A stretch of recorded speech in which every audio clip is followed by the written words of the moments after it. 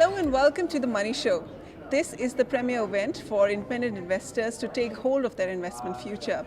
The Money Show brings together an exceptional group of experts and economists, and one such guest joining us today is David Rosenberg, Chief Economist and Strategist at Gluskin Sheff Associates.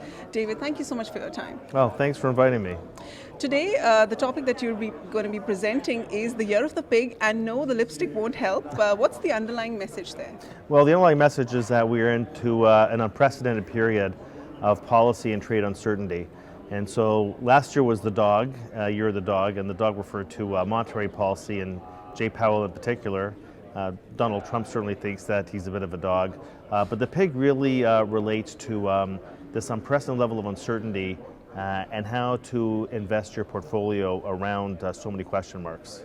Mm-hmm. The audience today at the Money Show Toronto is a very mature audience. They're looking for portfolio strategies for their retirement planning. What advice would you give them when you speak to them on the stage today? Well, I think that we have to, at this stage, have an additional dose of caution, conservatism in the portfolio. So, and then what I'll show today is basically how do you invest around the elevated and rising risk of a recession. Well, you might not like the answer, but you don't have to buy barbed wire or canned beans or sawed-off shotguns. You can actually put together a portfolio that makes sense, because it's also about preserving capital right now. So I think cash, I think high-quality bonds. I mean, not just in the government sector, but in the corporate sector.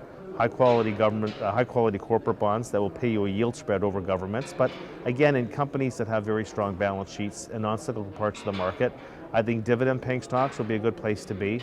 And I think that right now, and this is one thing that people should try and figure out, is how do I capture volatility in the portfolio? How can I buy VIX futures, for example?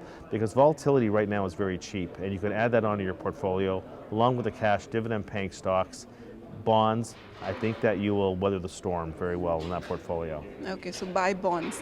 The one question that was raised earlier this morning when the conference was kicked off is whether a recession is looming on the horizon. What's your last word on it?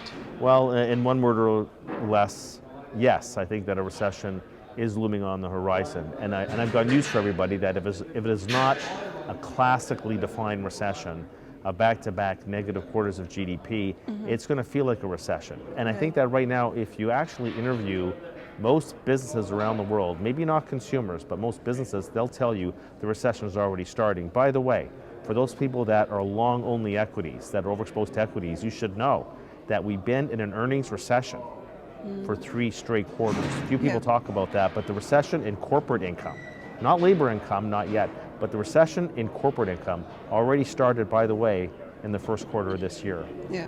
Do you think there's a disconnect between how the markets respond and what's happening on the corporate side, and the macroeconomic indicators, they're not performing well either? Well, the stock market has held up remarkably well. You know, there's the glass half full, glass half empty. So the glass half full is that, yes, you know, the stock market's hanging in very well, so on and so forth, but do you really put capital to risk in an asset class to just hang in there? Normally you buy equities so that you can make money, and all the stock market's doing, and the S&P 500 is just flirting around the 3,000 mark for the past couple of months. It's at or close to highs, but it's not really making new highs anymore. And what's really keeping it at that level is the fact that interest rates are so low. Interest rates are so low for the reason I talked about earlier, is because we have a deficiency of economic growth and we have escalating deflationary pressures. So the fact that interest rates are low has done what? It's caused utility stocks to run up sharply. It's caused telecom stocks, the REITs, the consumer staples. It's interesting that the sectors in the past year, the S&P 500, the sectors that have outperformed have been the ones they actually want to own in exactly the macro environment that I'm talking about. Right. David, valuable insights there. Thank you so much for your time. Thank you.